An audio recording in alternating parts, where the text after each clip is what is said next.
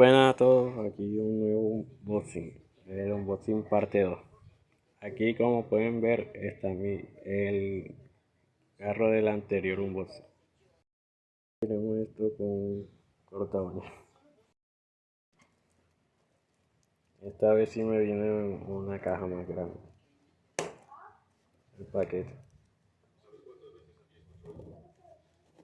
A ver, corta uña sí funcionó.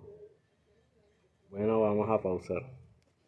Cuando ya lo abra ya sigo con el video.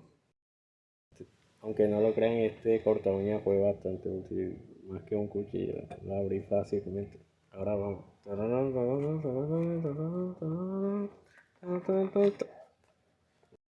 Dificultades técnicas, pero ahora sí ya lo puedo abrir.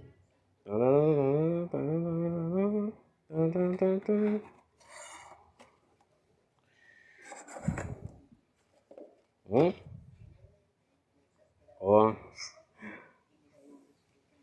un buen folleto, este es el que compré. Vino con esponjas. Un Mercedes W12.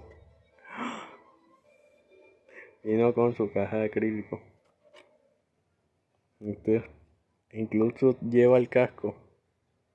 Mucho mejor que este. Bueno, acabo el video. Bye.